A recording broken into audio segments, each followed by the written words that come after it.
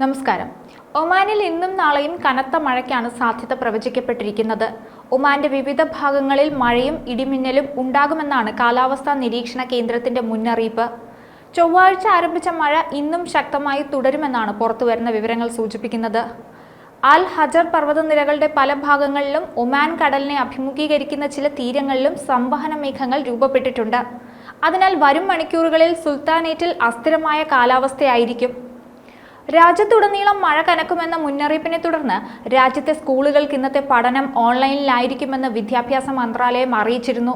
Muscat ഗവർണറേറ്റിലെ seep Vilayath, തെക്കൻ Batinah ഗവർണറേറ്റിലെ Barka, Musannah വിലായത്തുകളിലും വടക്കൻ ബാത്തിന ഗവർണറേറ്റിലെ ഖാബുറ, തലസ്ഥാന നഗരത്തിൽ ഉൾപ്പെടെയുള്ള പ്രദേശങ്ങളിൽ ഭേദപ്പെട്ട മഴ തന്നെ ലഭിക്കുമെന്നാണ് വിവരം. വ്യാപകമായ മേഘരൂപീകരണവും ഒറ്റപ്പെട്ട കനത്ത മഴയും ശക്തമായ കാറ്റും രാജ്യത്ത് അനുഭവപ്പെടുമെന്നാണ് കാലാവസ്ഥാ നിരീക്ഷണ കേന്ദ്രം നൽകിയിരിക്കുന്ന മുന്നറിയിപ്പ്. ജനങ്ങൾ ജാഗ്രത പാലിക്കണമെന്നാണ് അധികൃതർ പറഞ്ഞു വെക്കുന്നത്. Musandam, North Batinah, South Batinah, Muscat, ദഖ്ലിയയുടെ ചില ഭാഗങ്ങൾ തുടങ്ങി നിരവധി ഗവർണറേറ്റുകളിൽ മഴ തുടരും. ഈ പ്രദേശങ്ങളിലുള്ള താമസക്കാർക്ക് ജാഗ്രതാ നിർദ്ദേശം പുറപ്പെടുവിച്ചിട്ടുണ്ട്. കാറ്റ് തീവ്രമാവുകയും 10 മുതൽ 20 നോട്ട് വേഗതയിൽ എത്തുകയും ചെയ്യും. ശക്തമായ കാറ്റ് മഴയുടെ തീവ്രത വർദ്ധിപ്പിക്കാനാണ് സാധ്യത. ഇത് കടൽ പ്രക്ഷുബ്ധമാക്കാനും കാരണമായേക്കും. താഴ്ന്ന പ്രദേശങ്ങളിലും ദുർബല പ്രദേശങ്ങളിലും വെള്ളപ്പൊക്ക സാധ്യതയും ഉണ്ട്. മോശം ദൃശ്യപരത, തെന്നുന്ന റോഡുകൾ എന്നിവ കാരണം ഡ്രൈവർമാർ ജാഗ്രത പുലർത്തണം. കഴിഞ്ഞ 24 മണിക്കൂറിനുള്ളിലെ ഏറ്റവും കുറഞ്ഞ താപനിലയാണ് ഈ ശൈത്യകാലത്ത് ഒമാനിൽ രേഖപ്പെടുത്തിയത്. ഏറ്റവും തണുത്ത താപനില രേഖപ്പെടുത്തിയത് സൈഖിലാണ്, 6.2 ഡിഗ്രി സെൽഷ്യസ്.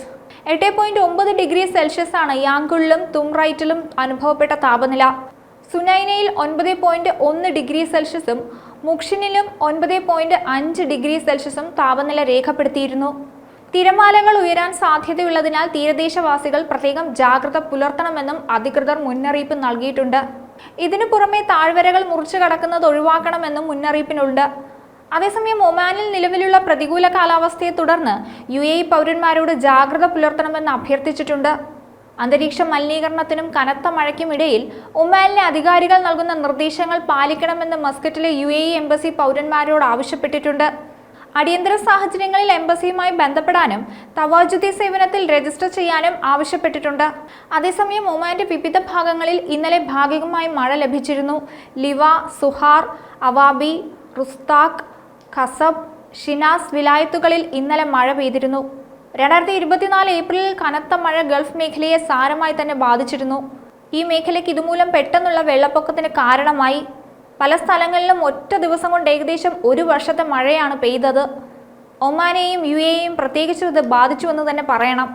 ഒമാനിൽ 20 പേർ ഈ മഴക്കെടുതിയിൽ മരണമടഞ്ഞിരുന്നു.